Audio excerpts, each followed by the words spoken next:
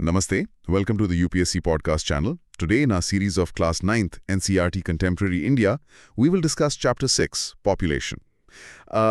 आज की ये जो चर्चा है ना, ये बिल्कुल उस तपरी वाली चाय की तरह होने वाली है जहां हम जनरली बैठकर अपने आसपास की दुनिया को एक डीप डाइव के थ्रू समझने की कोशिश करते हैं। हाँ, और वो भी बिना किसी बोरिंग टेक्स्ट बुक वाले लेक्चर के। एग्जैक्टली। तो सबसे पहले अगर एक सिंपल सा थोड़ा फिलोसॉफिकल सवाल सोचा जाए कि बिना इंसान के ये दुनिया आखिर कैसी होती। I mean, जमीन के अंदर जो ढेर सारा कोयला दबा हुआ है, बिना इंसान के वो क्या है? मेरे हिसाब से तो वो सिर्फ एक काला पत्थर ही है, राइट? सही पकड़ा।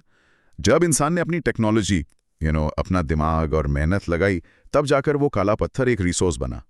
और ठीक वैसे ही नेचर में आने वाली बाढ़ या सुनामी जब तक किसी खाली जगह पर आती है, वो बस एक नेचुरल प्रोसेस है। लेकिन जब वो किसी डेंसली पॉपुलेटेड शहर या गांव से टकराती है, तभी हम उसको डिजास्टर कहते हैं। बिल्कुल, और यहाँ ना एक बहुत ही गहरी ऑब्जर्वेशन छिपी है। सोशल स्टडीज और ज्योग्राफी दोनों में हम इंसान यानी ह्यूमंस खुद एक रेफरेंस पॉइंट की तरह काम करते हैं। अच्छा, वो कैसे? मतलब पॉपुलेशन ही वो सबसे पिवटल एलिमेंट है जिसके इर्द गिर्द बाकी सारे कॉन्सेप्ट्स घूमते हैं। ऐसा इसीलिए क्योंकि हम ही इन सारे नेचुरल रिसोर्सेज के प्रोड्यूसर्स हैं और हम ही सबसे बड़े कंज्यूमर्स भी तो है ना। हाँ, ये तो है। धरती पर जो कुछ भी मौजूद है उसका सिग्निफिकेंस तभी बनता है जब उसको इंसान के पर्सपेक्टिव से देखा जाए। इसीलिए किसी भी देश की सोसाइटी या इकोनॉमी को समझने के लिए ये जानना फाउंडेशन होता है कि वहाँ कितने लोग रहते हैं और उनकी कैरेक्टरिस्टिक्स क्या हैं। राइट। तो अगर इंसानी इन सब चीज़ों को मीनिंग दे रहा है, तो नेचुरली सबसे बड़ा टेक्निकल सवाल ये उठता है कि आखिर कितने लोग इन रिसोर्सेज को शेयर कर रहे हैं। और जब बहुत इंडिया की आती है यार, तो स्केल सच में माइंड बॉगलिंग हो जाता है। ओह एब्सोल्युटली, नंबर्स तो क्रेजी है हमारे। अगर 2011 के सेंसस डेटा को ही बेस माने, जो कि ऑफिशियल डेमोग्राफिक मैपिंग का सबसे बड़ा सोर्स है, तो इंडिया की पॉपुलेशन उस वक्त 121.6 मिलियन थी, यानी लगभग 1.21 बिलियन, 121 करोड़ लोग। एग्जैक्टली। और इसको अगर ग्लोबल कॉन्टेक्स्ट में रखें, तो पूरी दुनिया की टोटल आबादी का रफली 17.5% हिस्सा सिर्फ और सिर्फ हमारे देश में। पर यहाँ ना एक बहुत बड़ा कैच है जो उस रिसोर्स कंस्ट्रेंट वाली बात को हाईलाइट करता है। क्या कैच है? दुनिया के टोटल लैंड एरिया का सिर्फ 2.4% हिस्सा ही हमारे पास है, जो रफली 3.28 मिलियन स्क्वायर किलोमीटर्स बनता है। जमीन इतनी कम और आबादी उतनी ही ज्यादा। वाओ, 17.5% लोग और सिर्फ 2.4% जमीन। ये तो बहुत बड़ा मिसमैच है। और इस मिसमैच के ऊपर एक और परत है, वो है लोगों का अनइक्वल डिस्ट्रीब्यूशन। ये आबादी इवनली स्प्रेड नहीं है पूरे देश में। मतलब कुछ जगहों पर भीड़ ज्यादा है। हाँ, अगर डेमोग्राफिक मैप को ध्यान से देखो तो एक बहुत ही स्क्यूड पिक्चर आती है। लगभग आधी से ज्यादा पॉपुलेशन सिर्फ 5 स्टेट्स में कॉन्सेंट्रेटेड है। विच सिर्फ 5 स्टेट्स में आधी आबादी? वो कौन से स्टेट्स है? यूपी, महाराष्ट्र, बिहार, वेस्ट बंगाल और आंध्र प्रदेश। और अगर हम सिर्फ यूपी की बात करें तो 2011 के अनुसार वहां 199 मिलियन लोग रहते हैं। क्या बात कर रहे हो? 199 मिलियन? हाँ, इसका मतलब पूरे देश की करीब 16% आबादी सिर्फ एक स्टेट के बॉर्डर्स के अंदर है। ये अपने आप में रिसोर्स एलोकेशन का एक बहुत बड़ा चैलेंज है। और इसके बिल्कुल ऑपोजिट एक्सट्रीम्स भी तो होंगे ना? बिल्कुल है। जैसे हिमालयन स्टेट सिक्किम का डेटा देखें तो वहां सिर्फ 0.6 मिलियन यानी लगभग 6 लाख लोग हैं, और लक्षद्वीप में तो और भी कम, अराउंड 64,000 लोग। और राजस्थान का भी एक वियर्ड केस है ना, एरिया वाइज सबसे बड़ा है शायद। हाँ, एरिया के हिसाब से राजस्थान सबसे बड़ा है, लेकिन वहां देश की टोटल पॉपुलेशन का सिर्फ 5.5% ही रहता है। यार, ये तो वही बात होगी ना, जैसे किसी मुंबई लोकल ट्रेन में पीक आवर्स के वक्त बस 1 या 2 डब्बों में सारे लोग धस-धस के भरे हुए हैं। हाँ हाँ, बिल्कुल। और बाकी की पूरी ट्रेन लगभग खाली चल रही है। तो आखिर ऐसी क्या वजह है कि लोग सिर्फ कुछ स्पेसिफिक कंपार्टमेंट्स में ही क्रैम होना चाहते हैं? ये लोकल ट्रेन वाली एनालॉजी ना बहुत सटीक है, और इस अनइक्वल डिस्ट्रीब्यूशन के पीछे हिस्टोरिकल और ज्योग्राफिकल फोर्सेस काम कर रही हैं। पर उस वाई पर आने से पहले एक छोटा सा हिस्टोरिकल ट्रिविया जानना जरूरी है। अच्छा, बताओ। कि हमें ये डेटा मिलता कहाँ से है। हमारे देश में सेंसस का एक बहुत लंबा इतिहास रहा है। पहला सेंसस एक्चुअली 1872 में हुआ था। ओह, अंग्रेजों के टाइम पर? हाँ, पर जो पहला कंप्लीट और सिस्टमैटिक सेंसस था वो 1881 में हुआ। और तब से लगातार हर 10 साल में ये एक्सरसाइज होती आ रही है। ये सिर्फ गिनती नहीं है, ये देश का पूरा सोशियो इकोनॉमिक एक्सरे होता है। राइट, तो इस एक्सरे से हमें उस लोकल ट्रेन वाले फिनोमेना का टेक्निकल नाम क्या मिलता है? क्योंकि सिर्फ टोटल नंबर से तो कहानी समझ नहीं आती, उसके लिए हमें पॉपुलेशन डेंसिटी का कॉन्सेप्ट देखना पड़ेगा। ओके। डेंसिटी का मतलब सिर्फ ये नहीं है कि देश में लोग कितने हैं, बल्कि ये कि एक स्पेसिफिक एरिया में लोग कितने टाइटली पैक्ड है। ओके, तो persons per unit area. Exactly. 2011 के हिसाब से इंडिया की एवरेज डेंसिटी 382 पर्सन्स पर स्क्वायर किलोमीटर थी। 382? और ग्लोबल पैरामीटर्स पर हम कहाँ स्टैंड करते हैं? टॉप पर। मेजरली सिर्फ बांग्लादेश और जापान जैसे देश ही डेंसिटी में हमसे आगे हैं। लेकिन असली गेम तब समझ आता है जब हम स्टेट्स को कंपेयर करते हैं, जैसे यूपी और सिक्किम का किया था। हाँ, अब डेंसिटी देखो। बिहार में 1102 पर्सन्स पर स्क्वायर किलोमीटर है। बाप रे, 1102? हाँ, और वहीं नॉर्थ ईस्ट में अरुणाचल प्रदेश में 1 स्क्वायर किलोमीटर के दायरे में सिर्फ 17 लोग रहते हैं। सिर्फ 17 लोग? ये तो दिमाग खराब करने वाले नंबर्स हैं।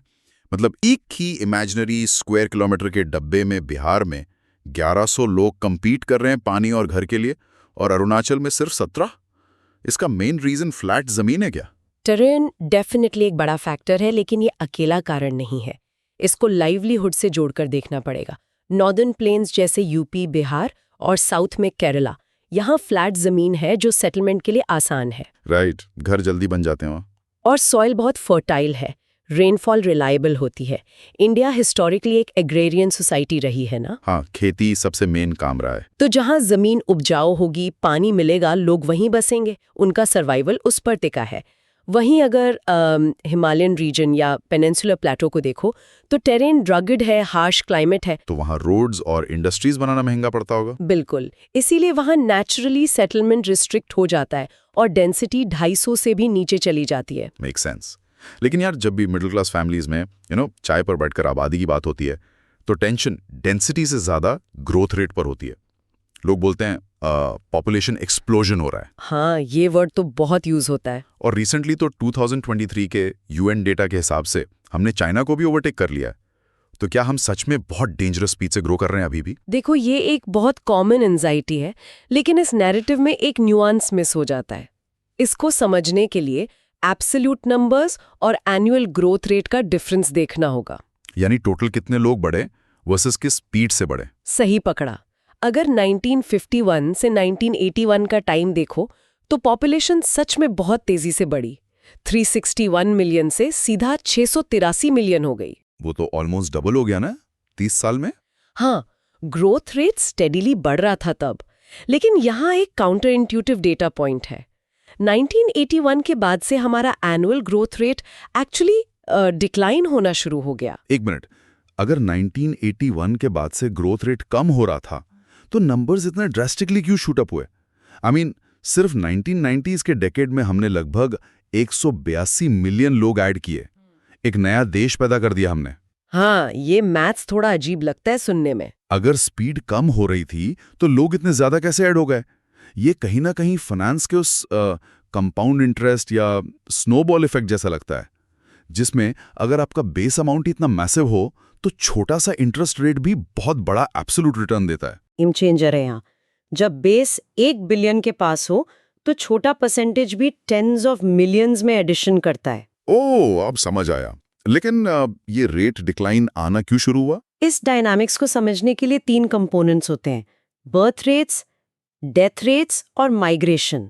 जो हम 1951 से 1981 के बूम की बात कर रहे थे ना, उसका ड्राइवर एक स्पेसिफिक गैप था। किस चीज का गैप? आज़ादी के बाद हेल्थ इंफ्रास्ट्रक्चर इंप्रूव हुआ, एपिडेमिक्स कंट्रोल हुए, बेसिक मेडिसिन्स आई, तो डेथ रेट्स यानी मृत्यु दर एकदम से नीचे गिर गई। अच्छा, तो एसेंशियली मॉडर्न मेडिसिन की वजह से इन्फेंट मोर्टेलिटी कम हुई और लोग लंबी उम्र जीने लगे, पर बर्थ रेट तो कम नहीं हुई ना? एग्जैक्टली। कल्चर और माइंडसेट चेंज होने में वक्त लगता है। अग्रेरियन सोसाइटी में बच्चों को इकोनॉमिक एसेट या वर्किंग हैंड माना जाता था। हाँ, वो खेतों में काम आते थे। तो एक तरफ लोग कम मर रहे थे और दूसरी तरफ बर्थ रेट हाई बनी हुई थी। इस गैप ने बूम क्रिएट किया। फिर 1981 के बाद जब फैमिली प्लानिंग और लिटरेसी बढ़ी, तब बर्थ रेट गिरनी शुरू हुई, पर तब तक हमारा बेस इतना बड़ा हो चुका था। राइट। तो ये बर्थ और डेथ रेट देश के ओवरऑल नंबर्स को शेप करती है। लेकिन सिर्फ यही तो एक फैक्टर नहीं है ना, एक और बहुत ही पावरफुल स्ट्रक्चरल फोर्स है जो हमारे मैप को रोज रीड्रॉ कर रही है, और वो है माइग्रेशन। हाँ, यानी लोगों का अपनी जगह से मूव करना, गांव से शहरों की तरफ आने का सिलसिला। बिल्कुल। और ये माइग्रेशन जनरली दो तरह का होता है, इंटरनल और इंटरनेशनल। इंटरनल वाले से टोटल आबादी का काउंट नहीं बढ़ता, पर उसकी डेंसिटी और डिस्ट्रीब्यूशन पूरी तरह शिफ्ट हो जाती है। रूरल से अर्बन की तरफ शिफ्ट होना तो हमारे देश में बहुत कॉमन है अब। डेटा देखो तो 1951 में इंडिया की टोटल अर्बन पॉपुलेशन सिर्फ 17.29% थी, और 2011 तक आते आते ये रफली 31.80% हो गई। और इसका जो ग्राउंड रियलिटी है वो हम रोज अपने आसपास देखते ही है ना। हर मिडिल क्लास घर में कोई ना कोई ऐसा है, जैसे कोई पड़ोसी का लड़का जो अपना गांव या कस्बा छोड़कर दिल्ली, मुंबई या बेंगलोर शिफ्ट हो गया है। हाँ, जॉब्स और पढ़ाई के लिए। वही ना, कोई यूपीएससी की कोचिंग के लिए मुखर्जी नगर की भीड़ में है, तो कोई आईटी जॉब की उम्मीद में बेंगलोर के किसी क्रैम्प्ड पीजी में रह रहा है। इस मूवमेंट ने शहरों का इंफ्रास्ट्रक्चर पूरा बदल दिया है। बिल्कुल। और जो मिलियन प्लस सिटीज होती हैं, जिन्हें मेगा सिटीज कहते हैं, उनका नंबर 2001 में 35 था और 2011 में 53 हो गया। और अब 2023 आते आते हमारे पास रफली 59 ऐसी जायंट सिटीज बन चुकी हैं। ओ भाई, 59! तो लोग इतनी तेजी से गांव छोड़ क्यों रहे हैं? सबको शहरी आना है? इसके पीछे दो स्पेसिफिक मैकेनिज्म्स ऑपरेट करते हैं। सोशियोलॉजी में इन्हें पुश और पुल फैक्टर्स कहा जाता है। ओके, पुश और पुल, थोड़ा समझाओ इसको। देखो, लोग अपना गांव शौक से थोड़ी छोड़ते हैं।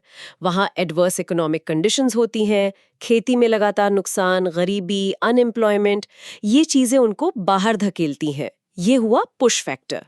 राइट, मतलब लैक ऑफ अपॉर्चुनिटीज उनको पुश कर रही हैं वहां से। एग्जैक्टली। और दूसरी तरफ शहर एक मैग्नेट की तरह होते हैं।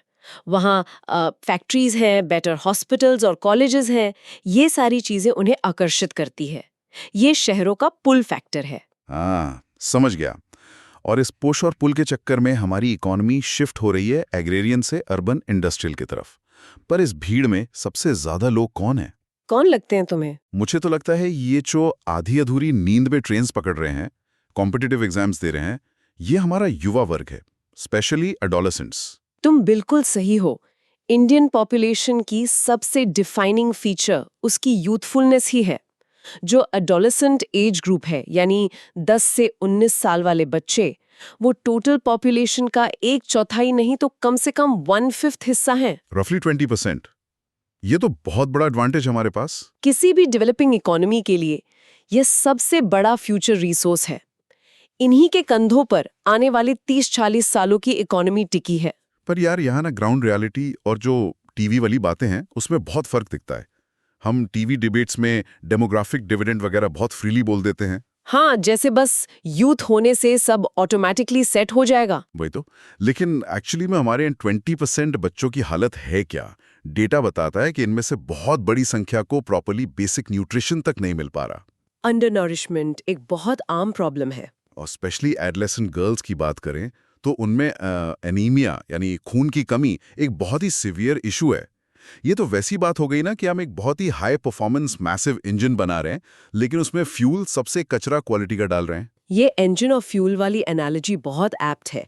पॉपुलेशन सिर्फ एक नंबर या क्वांटिटी नहीं है, ये फंडामेंटली क्वालिटी का मैटर है। अगर क्वालिटी पुअर है तो बड़ा नंबर एक लायबिलिटी बन जाता है एसेट की जगह। तो इस स्ट्रक्चरल चैलेंज के लिए सरकार ने क्या किया?